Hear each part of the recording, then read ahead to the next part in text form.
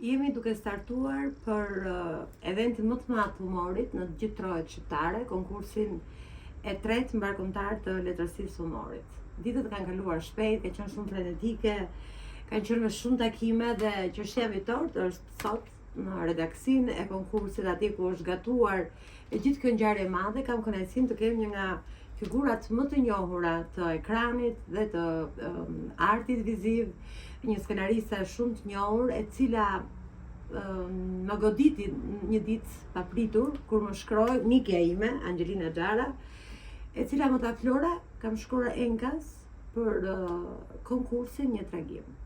Ishte një surprizë shumë e bukur. E para sepse të gjithë e njohin Angelinën, të gjithë e njohin fuqinë e saj, mendjen e saj krijuese, dashurinë që ka ajo për artin, kujdesin, vëmendjen, është e kudo gjendur që t'i japi dhe ajo kontributin e saj edhe me një këshill, edhe me një fjalë, edhe me një prezencë. Dhe kur e para ishte kjo. Dhe e dyta, thash: Flora, ti vërtet po i e futur detit në këmbë për të organizuar një event kaq të madh.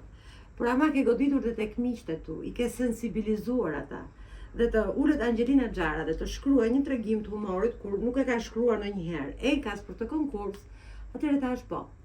Ne po sensibilizojmë të gjithë njerëzit e artit dhe të kulturës, ndoshta edhe ata që na drejtojnë, për t'i dhënë një sens humorit shqiptar. Apo Angelina? Ishte shumë e bukur, ta falenderoj që je e privilegjuar se ke ardhur edhe herë tjera në këtë studio, por është shumë bukur që të kem ty dhe ta mbyllim të gjithë të odise që kemi realizuar me Ninën, që në muajin maj ka filluar kjo, me të gjithë autorët i kemi intervistuar, kemi takuar. Ajo Kafe Europa e famshme për historinë e saj, për autorët që ka pasur, kanë qenë dëshmitar, por kemi filluar ndoshta me ty këtë studio, nëse të kujtohet, dhe po mbyllim odisen e konkursit të letërsisë me një autore të re në humor, por me shumë përvojë jetësore dhe artistike në jetën e saj. Faleminderit. Flora e dashur, neve u takuam tek Panairi, edhe aty ishte e Bujar Kapegjiu, ne kam pasur shok në kino studio. Mund ta shikojmë çik Ninën se i bëj çefi. Është shumë e bukur. Edhe aty u kënaqa me Bujarin se kujtova një rast nga kino studio, i thosha: si thoshe ti Bujar për ata që ikin jashtë shtetit, duhet ta kenë të kreurin e flokëve në mënyrë të tillë të zgjedhur, ose majtas ose djathtas, nuk e di se si e thoshe tamam, por ja të zgjedhur sepse e kanë bërë mirë atë vizën e flokëve, thoshte.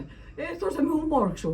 Humori vjen atje pa pritur dhe pa kujtuar. Është aty qëndron dhe humori është një gjini arti që e përdorin ata që janë shumë të mençur dhe shumë elegant në mendim. Nuk është kollaj të merresh me humor. Dhe Flora që ka marrë përsipër të drejtojë këtë konkurs të madh mbarkombëtar, është një gjë e veçantë. Unë e kam ndjekur, është viti i tretë që po e ndjek, dhe më shumë e kam ndjekur si kinaste, se e kam xhiruar sa gjëra të bukura dhe e kam pasqyruar aktivitetin e saj. Si të lidi ideja që bëre? Ideja ishte shumë e bukur, Flora, e di pse, sepse krejt rastësisht unë qesha me të madhe kur e mora vesh që mbesa time, atje në klasë kur ishte, bashkë me Zyshën edhe me shoqet e shokët e saj, ajo kishte përdorur një humor shumë të bukur. I kishte thënë Zysha: si ta themi tani, gjuha e nënës është gjuhë shumë e veçantë, apo jo? Është Zvicër apo? Jo, është këtu. Që ka maman italiane, po. Maman italiane. Edhe i tha Zysha: si ta bëjmë, ta quajmë gjuhën e nënës gjuhën kryesore? Kjo ishte, se është si puna ime, është e shtathët kështu, edhe e ishte ngritur me zë të lartë, e kishte thënë: Zysh, të them diçka, kam shumë qejf ta them këtë. Po gjuhë babi ka? Edhe nga ajo unë pastaj te Nina. Unë pastaj e krijova këtë tregim humoristik. Sepse është e çuditshme. Kam qenë një herë në plazh me të, shkuam në plazh tek deti, edhe i këndova një këngë italiane për maman. Kur u kthyem këngën, ajo e këndoi me për babin. Domethënë, më bën të papritur të kësaj natyre dhe ne gjyshet, nëse nuk do kemi këtë atmosferë, nuk do kemi mundësi të shkruajmë edhe të krijojmë. U gëzova shumë Flora që të pëlqeu Dhe se se të them të drejtën, qishave të kisha madhe. një çik frikë Qishave të madhe. të ta dërgonja, të them të drejtën. Por kur ti e pranove ishte kënaqësi sepse më pëlqeu. arsye të tregova, normalisht edhe sensibilizimi që duam të bëjmë të gjithë shqiptarëve ku do janë për të kthyer syt nga humori, si në karikaturë, ashtu dhe në letërsi, vjen edhe nga emrat e mdhej, nga emrat me përvojë, nga emrat që kanë një histori profesionale. Dhe ky është ajo që të goditi, ti ndjeve pate një përjetim jetësor me besën tënde dhe e hodhe në letër.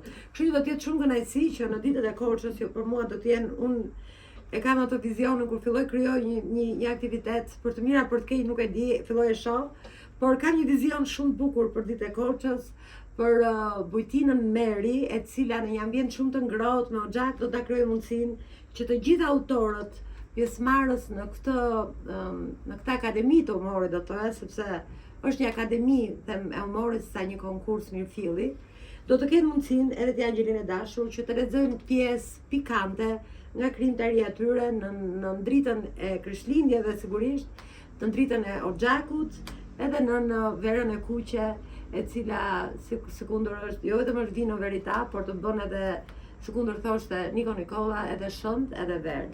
Kështu që Nezi po presim Flora. do jetë bukur për këtë qëllim kryesor që ne kemi vënë në fokusin e këtij konkursi, të sensibilizojmë dhe të krijojmë një atmosferë për humorin bashkëshqiptar kudo është. Prandaj dhe autorët që ne kemi thirrur janë nga gjithë trojet shqiptare, por kemi dhe shqiptarë Angjelinë dashur, të cilët kanë emigruar, jetojnë në Itali, jetojnë në Gjermani, me të cilën me shumë dashamirësi, dhe në Bullgari. Unë e di shumë mirë që do ketë dhe shumë autorë të tjerë, por që ne këtu do t'jemi, konkursi tjetër vjen shpejt, kështu që pa diskutim që do t'i kemi së bashku dhe harta do të rritet edhe më shumë. Megjithatë, Angjelinë dashur, ti kthehesh në Korçë dhe për Boboshticën që vërtet është një fshat që ti ke origjinën, ke lindur, ke kujtime të mrekullueshme, është një fshat me histori, por që ajo pikantja qëndronte tek një burr i madh i letrave që quhet Viktor Eftimiu. Dhe sigurisht ne në ditët e Korçës nuk do rim pa kujtuar, dhe unë do të tregoj këtu është Viktor Eftimiu, i madh. Do të tregoj një shkrim të Niko Nikollës, një dëshmi shumë e qartë kur bisedoja me Viktor Eftimiun. Është shkruar nga Niko Nikolla dhe tregon pikërisht kujtimet kur ai së bashku me Dionis Bubanin, një kontribut shumë i madh edhe ai në humorin shqiptar, në publicistikën shqiptare nga Boboshtica, shkuan dhe intervistuan të madhin Viktor Eftimiu. Teatri rumun është një teatr, do të thoya çuditbërës për esencën që sjell, dhe sigurisht në këtë plejadë të madhe të autorëve rumun që ti e dashur Angjelinë njeh shumë mirë, qëndron në krye emri Viktor Eftimiu. Është interesante sepse neve do kemi kontakt edhe me drejtuesit e Korçës, se Korça është Paris i vogël. Korça është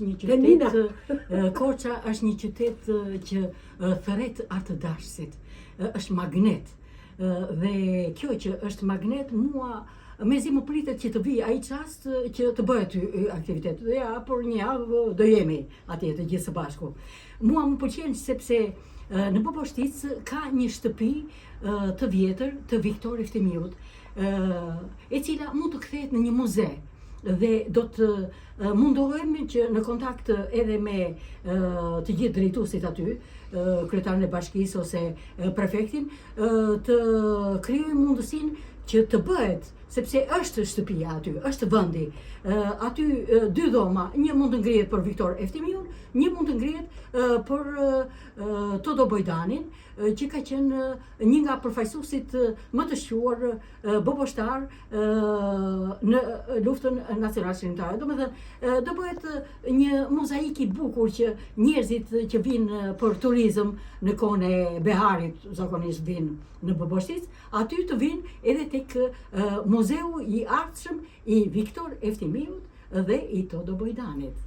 Pra, ne jo vetëm sensibilizojmë, po japim dhe apele. Dhe ky apel për një vëmendje më të madhe ndaj komedianit më të madh, ndoshta që ka Rumania dhe jo vetëm, Viktor Eftimiu, të shkojë në vesh sigurisht të mikpritësve tanë, ata na ka për portën, falenderoj me zemër Nertil Jolen, zotin Nertil Jole, prefektin e qytetit Korçës, i cili me shumë dashamirësi Angelin në ditët e para të gushtit diku kam shkuar në Korçë dhe hapi derën, sepse të hapësh derën në një qytet është gjë shumë e madhe. Shumica e mbyllin, po Nertilin e hapi me zemër dhe ajo që i vuri kapakun të gjithave ishte e mrekullueshme Zamira Kita, e cila vuri çdo gjë në dispozicion që ne të ndjehemi si në shtëpinë tonë.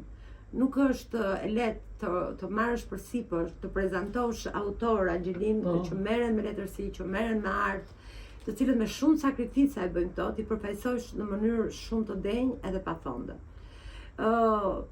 U mundova dhe jam munduar shumë që t'i kënaq të gjithë, t'i vë në vend dhe atë personalitet ndoshta të anashkaluar dhe në ditët e Korçës të jemi në një familje të madhe ku të qejmë edhe hallet, edhe të gëzojmë së bashku, po sigurisht mbi të gjitha edhe të qeshim së bashku. Sigurisht. Një e qeshur thonë është më e bukur se sa një përzoll.